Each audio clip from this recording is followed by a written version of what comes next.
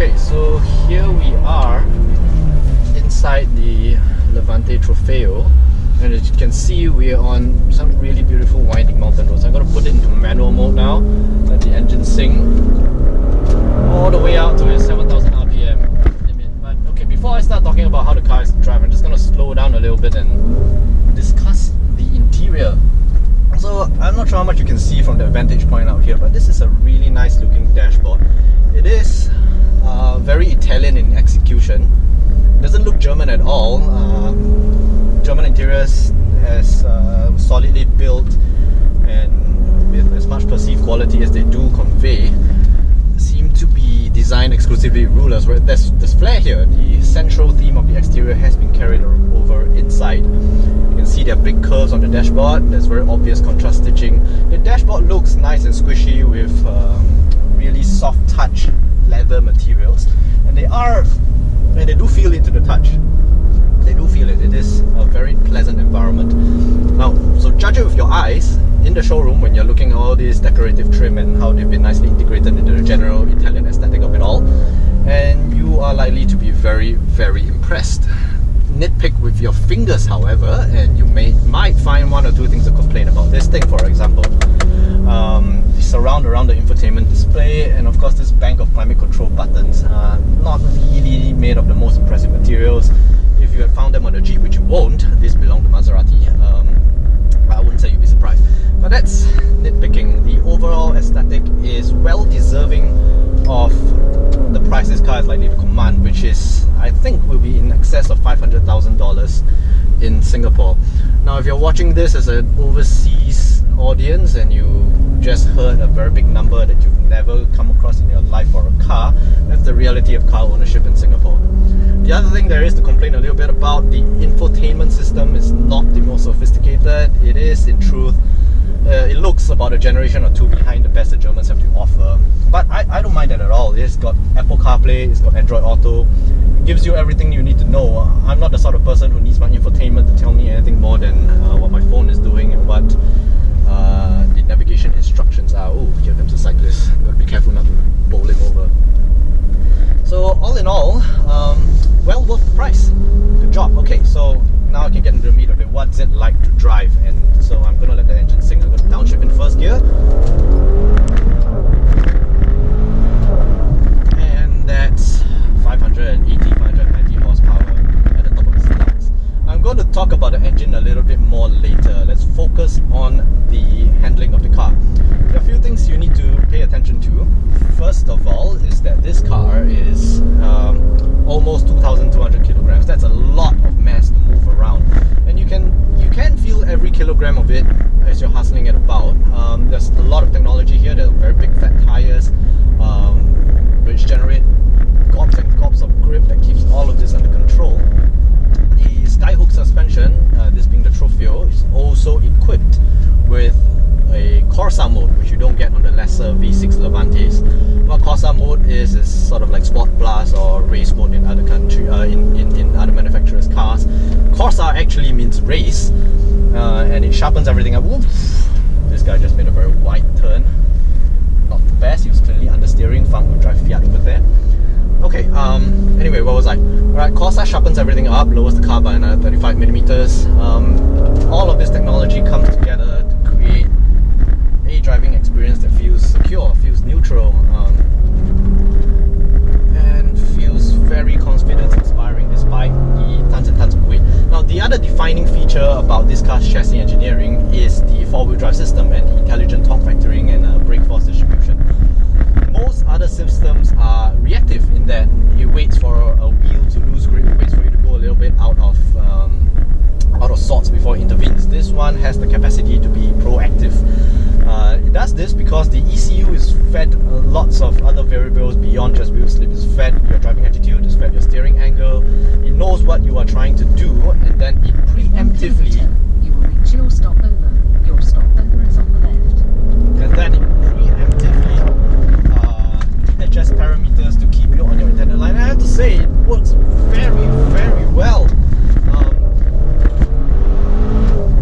I do have to qualify that we are, however, driving on what are some really beautiful Italian mountain roads. And the thing about about driving on dedicated driving roads is that it allows you to get into a rhythm, not just with yourself, but with the car as well. It allows you to drive to the car's strengths, minimize its foibles.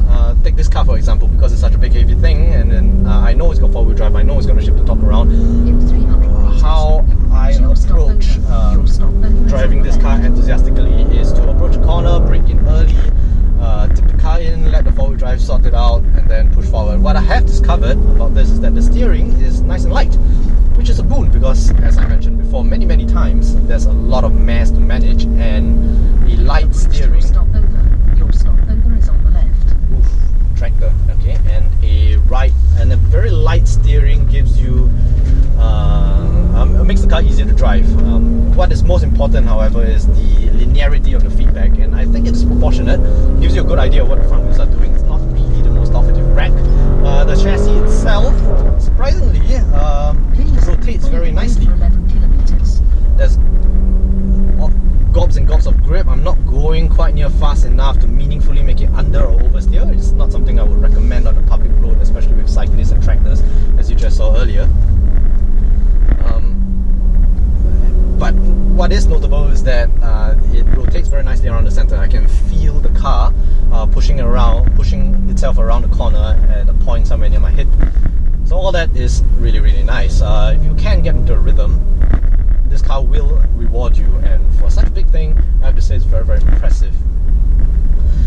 There's one thing you do need to take note of, you do have to keep at the back of your mind, is that Singapore doesn't have roads like this. We only have two. Upper Thomson Road is now basically a 20 km/h single lane alley, and South Buona Vista Road, where we try to drive like this on South Buona Vista Road, you will run into a bus and you have your license confiscated.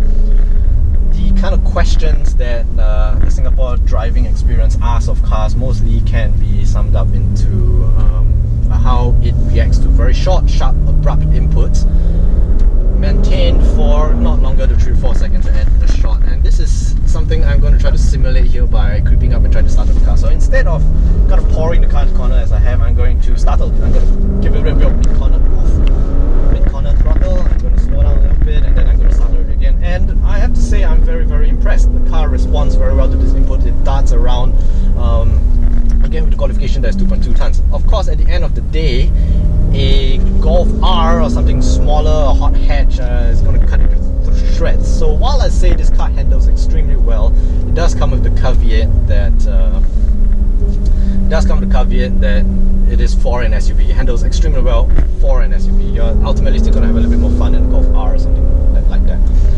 All of what I've said, I'm going to invite you to ignore, forget, or otherwise put it in the back of your mind, because there is one thing about this car, one thing, that is the defining feature that renders everything else unimportant. And I'm going to shut up now, and I'm going to let you enjoy it.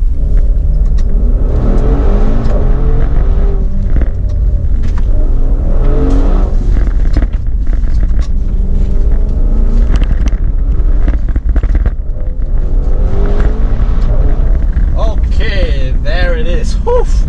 Okay, so that engine is serrated, it is ferocious, it's mellifluous, it's cultured, it's well-bred. It's every superlative you can throw at it.